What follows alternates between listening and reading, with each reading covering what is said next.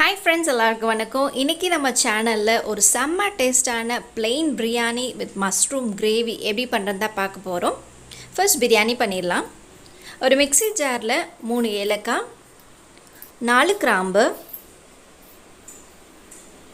1 tablespoon சோம்பு, 1 tablespoon இஞ்சி பூண்டு விழுது,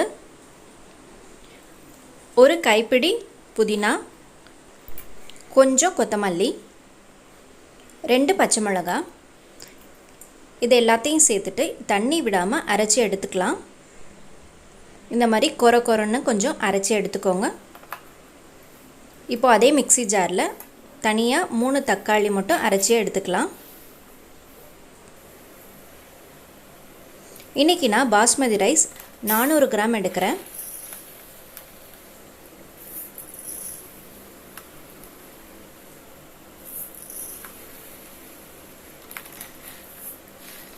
இந்த பாஸ்மதி ரைஸ் 2 தடவை அலசிட்டு ஒரு 20 நிமிஷம் ஊற வச்சிடலாம். இப்போ ஊற வச்சாதான் நம்ம மசாலாலாம் வதக்கிறதுக்கு சரியாக வரும்.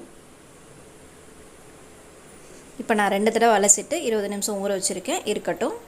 இப்போ குக்கரில் 2 டேபிள் ஸ்பூன் எண்ணெய் விட்டுருக்கேன். கூடவே 1 டேபிள் ஸ்பூன் நெய் சேர்த்துக்கிறேன்.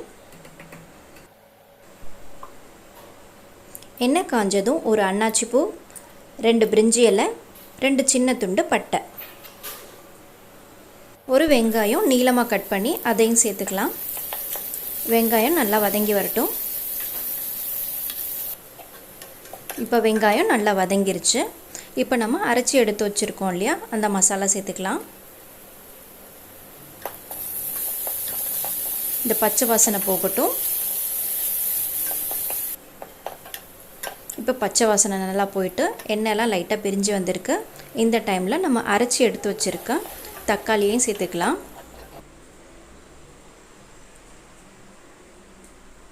தக்காளி நல்லா வதங்கிட்டு எண்ணெய் தனியாக பிரிஞ்சு வரும்.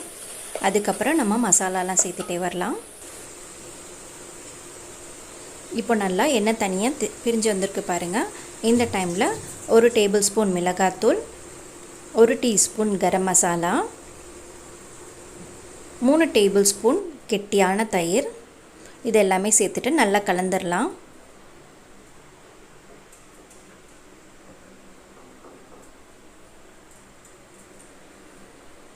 இப்போ நம்ம தேவையான அளவு பிரியாணி மசாலா சேர்க்க போகிறோம். நான் கோஹினூர் பிரியாணி மசாலா சேர்க்குறேன். நீங்கள் எந்த பிரியாணி மசாலா யூஸ் பண்ணுவீங்களோ அது ஒரு அரை டீஸ்பூன் சேர்த்துக்கோங்க. நல்லா வதக்கிக்கலாம். இப்போ மசாலாலாம் நல்லா வதங்கிடுச்சு. எண்ணெயும் தனியாக பிரிஞ்சு வந்துட்டே இருக்க பாருங்கள். இந்த டைமில் நம்ம தண்ணி சேர்க்க போகிறோம். இப்போ பாஸ்மதி நான் 400 கிராம் எடுத்திருக்கேன் இல்லையா, அதனால் 600 ml சேர்க்குறேன் தண்ணி. பாஸ்மதி 1ன்னா 1.5 கப் தண்ணி சேர்க்கணும். அதாவது 1க்கு 1.5. அப்போ தான் உங்களுக்கு நல்ல பிரியாணி உதிரியாக வரும்.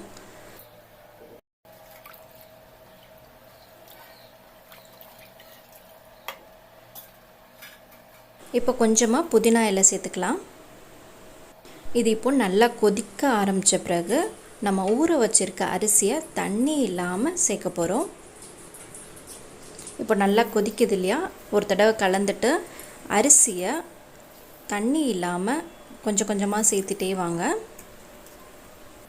இப்போ தேவையான அளவு உப்பு சேர்த்துக்கலாம். நல்லா கலந்து விட்டுருவோம்.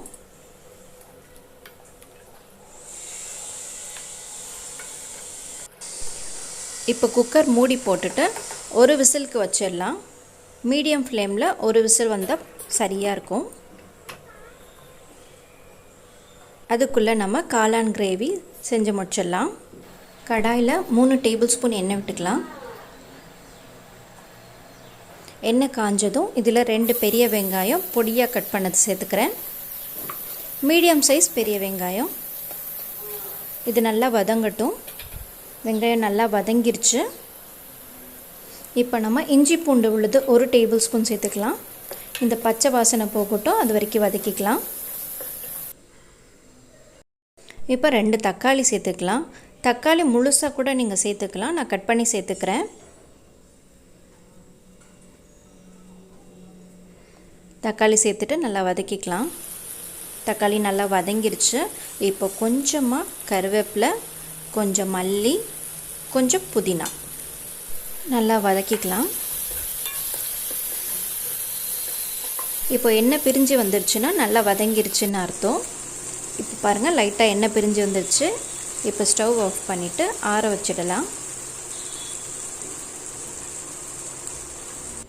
இப்போ ஆற வச்சது ஒரு மிக்ஸி ஜாரில் சேர்த்துட்டு இது கூடவே ஒரு 8லேருந்து 10 முந்திரி, 2 டேபிள் ஸ்பூன் தயிர்,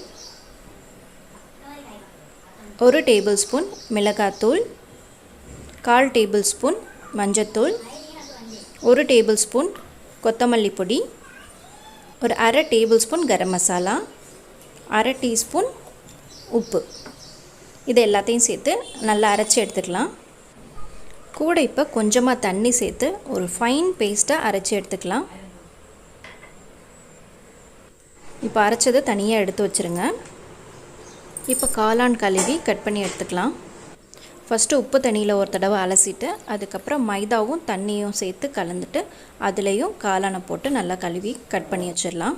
முன்னாடி வதக்கின அதே கடாயில் 1 டேபிள் ஸ்பூன் எண்ணெய் சேர்த்துக்கிறேன். இதில் 2 சின்ன துண்டு பட்டை, 1/2 டீஸ்பூன் சோம்பு, 1/2 டீஸ்பூன் ஏலக்காய்த்தூள் சேர்த்துட்டு ஒரு தடவை கலந்துக்கலாம். இப்போ இதில் நம்ம அரைச்சி எடுத்து வச்சுருக்கோம் இல்லையா, அந்த மசாலா பேஸ்ட்டை கலந்துடலாம். நல்லா கலந்துட்டு இதில் 1 டேபிள் ஸ்பூன் நெய் சேர்த்துக்கலாம். நெய் சேர்த்தாலே போதும், நமக்கு அந்த ஃப்ளேவர் நல்லாயிருக்கும். அதோடு இல்லாமல் நிறைய எண்ணெய் சேர்க்க தேவையில்லை. இப்போ இதை மூடி ஒரு 10 நிமிஷம் லோ ஃப்ளேம்லேயே வதக்க விட்டுடலாம். இப்போ பார்த்திங்களா எண்ணெய் எப்படி பிரிஞ்சு வந்திருக்குன்னு. இதை இப்போ நல்லா கலந்துட்டு நம்ம கட் பண்ணி வச்சுருக்க காளானை சேர்த்துக்கலாம். நான் இன்றைக்கி 200 கிராம் அந்த பாக்ஸ் இருக்கு இல்லையா, ஒரு சிங்கிள் பாக்ஸ் காளான் சேர்த்துருக்கேன்.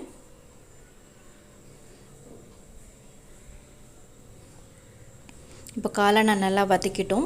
இப்போ தேவையான அளவு தண்ணி சேர்த்துக்கலாம். நான் ஒரு 200 ml தண்ணி சேர்த்துக்கிறேன். உங்களுக்கு கிரேவி நல்லா வேணும்னா நீங்கள் அதுக்கேற்ற மாதிரி தண்ணி சேர்த்துக்கோங்க. இப்போ தண்ணி சேர்த்துட்டு நல்லா கலந்துட்டோம். இப்போ இதை மூடி போட்டு லோ ஃப்ளேமில் ஒரு 15 நிமிஷம் வேக வச்சிடலாம். ஒரு 15 மினிட்ஸ் வேக வச்சாலே போதும். காளான் வந்து சீக்கிரம் வெந்துடும். ஸோ இன்னும் உங்களுக்கு வேகலைன்னா நீங்கள் இன்னும் ஒரு 2 நிமிஷமோ 3 நிமிஷமோ வேக வச்சுக்கோங்க. ஃபைனலாக நம்ம கஸ்தூரி மேத்தி கொஞ்சமாக கட் பண்ணி வச்சுருக்க மல்லித்தலை தூவிக்கலாம். கஸ்தூரி மேத்தி வந்து ஆப்ஷனல் தான். இப்போ ஒரு தடவை கலந்துட்டு ஸ்டவ் ஆஃப் பண்ணிடலாம். அவ்வளோதாங்க, நமக்கு சூப்பரான காளான் கிரேவி ரெடி ஆகிடுச்சு. இந்த பிரியாணி வித் காளான் காம்பினேஷன் சூப்பராக இருக்கும். இப்போ புரட்டாசி மாதம் ஸ்டார்ட் ஆகிடுச்சு. ஸோ நான்வெஜ் சாப்பிட முடியாதவங்க இந்த மாதிரி காளான் வந்து செஞ்சு சாப்பிடுங்க. இந்த சைட் பிரியாணியும் ரெடி ஆகிடுச்சு. ஸோ பிரியாணி பாருங்கள், நல்லா உதிரி உதிரியாக வந்திருக்கு. ஜஸ்ட் ஒரு 20 மினிட்ஸ் தாங்க, உங்களுக்கு plain பிரியாணி வித் காளான் கிரேவி ஈஸியாக ரெடி ஆகிடுச்சு பாருங்கள். காளானில் அவ்வளோ சத்து இருக்குது. காளானில் செலீனியம் இருக்குது, இரும்பு சத்து இருக்குது, செம்பு சத்து இருக்குது. வெயிட் லாஸ் பண்ணணும்னு நினைக்கிறவங்க அடிக்கடி காளான் சாப்பிட்லாம், அவ்வளோ நல்லதுங்க. நீங்களும் இதே மாதிரி செஞ்சு சாப்பிட்டுட்டு எப்படி இருந்ததுன்னு எனக்கு கமெண்ட்ஸில் சொல்லுங்கள். உங்களோட ஒவ்வொரு கமெண்ட்ஸ் தான் எனக்கு அடுத்தடுத்த வீடியோ போகிறதுக்கு ரொம்ப மோட்டிவேஷனாக இருக்குது. இந்த மாதம் ஃபுல்லாக நம்ம சேனலில் வெஜ் ரெசிபீஸ் தான் பார்க்க போகிறீங்க. ஸோ உங்களுக்கு ஏதாவது ரெசிபீஸ் வேணும்னா கீழே கமெண்ட் செக்ஷனில் உங்களுக்கு என்ன ரெசிபீஸ் வேணும்னு சொல்லுங்கள். அந்த ரெசிபியை அப்லோட் பண்ண ட்ரை பண்ணுறேன். சில டெய்லரிங் வீடியோ, கட்டிங் வீடியோ கேட்டு இமெயில் பண்ணியிருக்கீங்க. அவங்களுக்காக சீக்கிரம் ஒரு கட்டிங் வீடியோ நான் போஸ்ட் பண்ணுறேன்.